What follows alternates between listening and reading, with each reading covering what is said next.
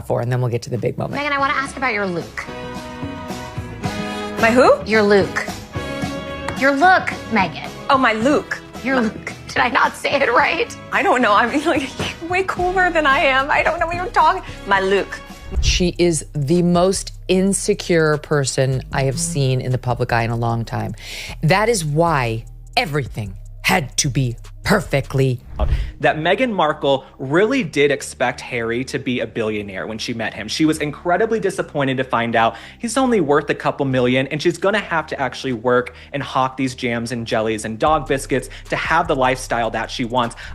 But this woman is nothing but a publicity whore. It's a term of art. And we broke the news that she had Prince Harry on her vision board when she was younger, and that was her goal, #goal, to marry Prince Harry. Meghan Markle targeted Prince Harry. She wanted to be a star. She rejected a couple of other British guys who weren't powerful enough. Then she was rejected by a bunch of them. How embarrassing for Prince Harry to have been the one who fell for it. What a dope. Meghan Markle is at it again. She can't help herself. Meghan Markle, actress, duchess, philanthropist, entrepreneur, and now lifestyle host. She has worn almost every label under the Sunday. Ever since stepping back from the royal family in 2020, she and Prince Harry have been trying to carve out a new identity in Hollywood. And at first it looked promising. The much-hyped $100 million Netflix deal, exclusive Spotify podcasts, even whispers about producing big-ticket documentaries. But here's the catch. When With Love, Meghan finally dropped, what was supposed to be her glossy, warm, Martha Stewart meets modern Duchess rebrand turned into a PR headache. Instead of showing off authenticity, critics argued it revealed the exact opposite, a Duchess desperately trying to prove she was relatable. The result? Low ratings, brutal reviews, and endless mockery online. And let's be real, audiences aren't exactly kind when a multimillionaire with a Montecito mansion tries to teach the world about everyday struggles by rebagging pretzels or sprinkling salt on popcorn. It's not that people don't want Meghan to succeed, it's that the effort felt so overproduced it came off as disingenuous. And in Hollywood, authenticity is everything. She is a malignant narcissist who cannot get enough of herself while she simultaneously plays the victim. My castle's too small. Yeah. The queen is mean to me. The backlash was swift. Social media didn't just criticize the content, it roasted every detail. Twitter, TikTok, and Instagram flooded with memes, from the awkward "What's my Luke?" exchanges to her staged family dinners. The internet framed Meghan's Netflix debut as peak irony, a woman who once lived in palaces, surrounded by staff and privilege, now attempting to brand herself as an underdog homemaker. That disconnect between royal glamour and kitchen counter relatability fueled the storm. And once meme culture gets hold of you, it's game over. What was meant to be cozy and inspirational quickly spiraled into punchline territory. Did I do something? No, stop. By the way, I love your Luke. Sorry, what's that? Your Luke. You look amazing. Your Luke. My Luke. My Luke. My Yes. look.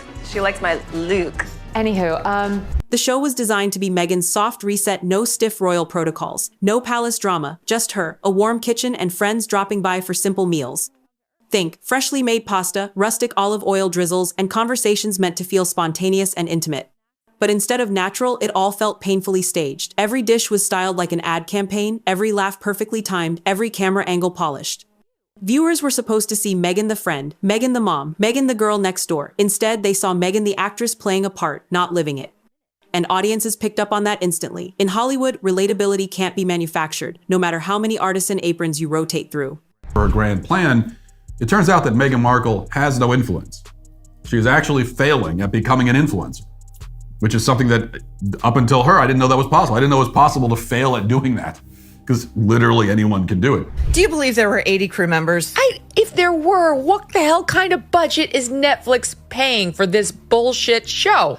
Put hands on someone that wasn't doing something fast enough for you. And that we wanted to have because it's so authentic to Meghan Markle. She is known as the dictator in heels. Yes, she is a ginormous bully. And when she does that to you, you better jump up and run like a lightning bolt just hit you. And we wanted to show that side of her personality. So that's why we put that in there. I've always loved taking something pretty ordinary and elevating it.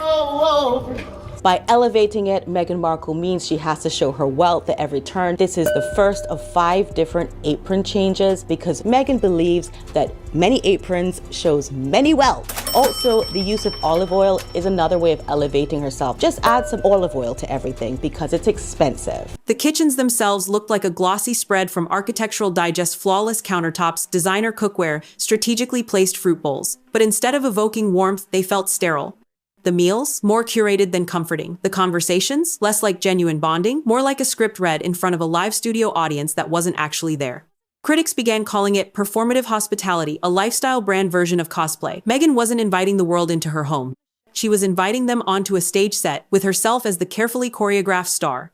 The apron changes, the olive oil drizzle, the insistence on elevating the ordinary, it all signaled one thing: performance over presence. And the audience didn't buy it.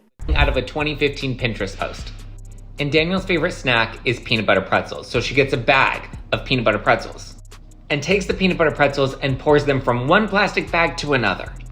And even though peanut butter is his favorite snack, she made sure to write peanut butter pretzels on the bag just in case he's allergic. I think we're getting absolutely nothing that's authentic out of this. I mean, I think watching it was quite disappointing because you don't actually get that look into her life that you think you're going to get or you thought you were going to get when the series first said that it was going to launch.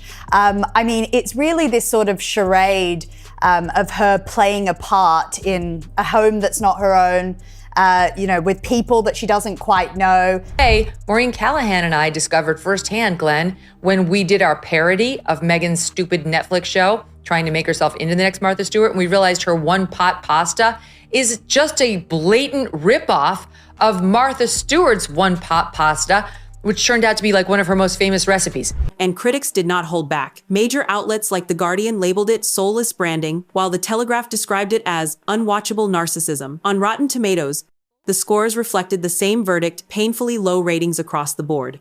Even worse, within days of release, parody videos started gaining more traction than the actual show. TikTok creators mocked Meghan's rebagging of pretzels, comedians spoofed her kitchen monologues, and late-night hosts joked that even Martha Stewart would sue for copyright infringement. The satire, whether on YouTube, TikTok, or SNL sketches, felt more authentic than Meghan's scripted reality. For a project meant to rebuild her brand, it instead cemented her as a cultural punchline. I'm excited because one of my closest friends is coming over to help me cook today. Shit, what's her name? Line? My name is Megan Sussex now. Call me Meghan Markle one more time, Mindy fucking Kaling. I want my home to feel welcoming. Do you feel welcome? Does my soundstage welcome you? Mindy and I are such great friends, like besties. Like, I love her. Like, she doesn't know my name, but we're best. This candle just reminds me so much of growing up in LA. You know what? This knife reminds me of growing up in LA. Kosher salt brings me back to my days in LA. I'm an LA native. I am a Los Angelite. This salt reminds me of growing up in LA. This carbon monoxide detector just really takes me back to my time in LA where I grew up. Because I grew up in LA. I grew up in LA. What Meghan envisioned as her big, triumphant reintroduction to Hollywood quickly turned into global meme fodder. TikTok stitched her plain pasta scene into viral jokes. Twitter exploded with captions like, "When you spend millions just to move snacks into another bag," and even Instagram cooking accounts piled on. It was the opposite of the desired effect. Instead of projecting warmth and relatability, Meghan became the centerpiece of internet satire. Each clip, whether rebagging pretzels or endlessly reminding viewers she grew up in LA, was recut and mocked to the point where the parodies became more watchable than the show itself. For Netflix, the show was supposed to be a brand builder. Instead, it was fueling memes at their expense. The best way to have a snack is to take the snack out of one bag and then move them into another bag and then label this new bag, even though this bag already has a label on it. Tap water! Here we go, yes. Meghan, tell me where you got that gorgeous bracelet. It's Meghan. Meghan. You keep saying Meghan Markle, you know I'm Sussex now. It's very important to me. My dearest friends know it's Meghan, like the month of May. Right. I am, and I'm not exaggerating, I'm not just saying this for rhetorical effect. I am physically nauseated watching that clip. That is like a parody of what that show should be. I had to get it. But instead of cutting their losses, Netflix surprised everyone. They doubled down with a second season announcement. Here's the reality, though. That wasn't confidence in Meghan's vision.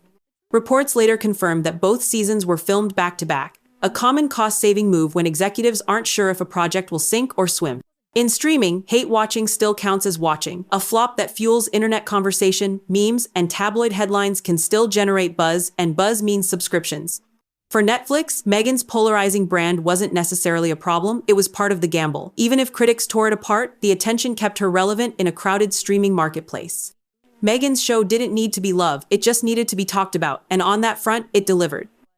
Meghan Markle filmed season 1 and season 2 at the same time for her cookery show, right? And somehow they released 8 episodes for season 1, and now they're releasing the next 8 episodes for season 2. I'm sure that season 2 will be much better. I mean, of course, producers typically would release the worst episodes in season 1 to capture the audience, right? And then release the best episodes in season 2.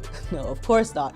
This is by far the worst deal in Netflix history. This show for me was unoriginal, dull, and as expected. Part of what was making her show unwatchable was just some of the comments she was making, okay? Like, in one episode, she's talking about how you shouldn't fill up your ice cube tray with tap water. With Love, Meghan, that stupid program on Netflix, failed to rank among Netflix's top 300 most watched titles between January and June. The New York Post, confirmed Markle's 8-part series ranked 383rd with just 5.3 million views since it debuted on March 4th. It's crazy how low that was. And the numbers didn't lie. Despite the headlines, the show failed to crack Netflix's top 300, an embarrassing statistic for a project with a 9-figure deal behind it. By mid-year, reports confirmed the 8-part series had barely drawn 5.3 million views worldwide. For context, that's a fraction of what even modest mid-tier Netflix releases typically pull in. Instead of becoming Netflix's answer to Martha Stewart or Joanna Gaines, With Love, Meghan quickly became the industry's cautionary tale. Not only did it flop with audiences, it raised uncomfortable questions about Netflix's $100 million partnership with the Sussexes, a deal now criticized as one of the streamer's riskiest bets to date. It's more salt. I'm so glad Meghan is teaching us how to salt popcorn. She's really worked hard, guys, hasn't she? And since we put all of our energy into making that those stale popcorn. Wait, can you monetize other? There is no way Netflix cut these two losers a check for $100 million and said, go show us your genius. Yeah. We know you've got it in you. Who doesn't love watching you two win, win, win all day long? Netflix's own content became parody material. Clips of Meghan demonstrating how to salt popcorn or warning viewers not to use tap water turned into viral mockery. What was supposed to be lifestyle inspiration ended up looking more like privileged cosplay. For viewers, it wasn't just about the show, it became a reflection of Meghan's entire personal brand, polished, curated, and ultimately disconnected. And then came another blow, whispers of plagiarism. Fans noticed uncanny similarities between With Love, Meghan, and Pamela Anderson's earlier series, Cooking with Love. From the fonts and kitchen aesthetics to taglines like taking the ordinary to another level, side-by-side comparisons went viral. It was the last thing Meghan needed, a show already branded as inauthentic, now accused of borrowing someone else's identity. Having your friends around and being nice and providing them with things that they would like. So it's a very silly, childish way to be, I think. Well, it is. And the fact that she couldn't even come up with an original title. I mean, come on. Cooking with Love compared to With Love, Meghan. Like, it's just so obvious. As you say, Angela. Pamela Anderson had to address Meghan Markle copying her cooking show, while Markle's Netflix deal might actually still happen? And this is where the bigger problem emerges. Meghan's crisis isn't just one failed series, a set of jam jars, or some alleged copycat branding. It's an identity crisis. Over the years, she's tried on many roles: the truth-telling outsider, the humanitarian, the Duchess, the Hollywood tastemaker, the relatable mom. But the more versions she offers, the less convincing any of them become. The humanitarian work gets dismissed as photo ops. The homemaker persona feels staged. The tastemaker brand gets linked to plagiarism. Reinvention can work in Hollywood, but only if at least one version of you feels authentic. And right now, critics argue that Meghan hasn't found hers. So, here's the question for viewers. Is With Love, Meghan just a high-profile flop?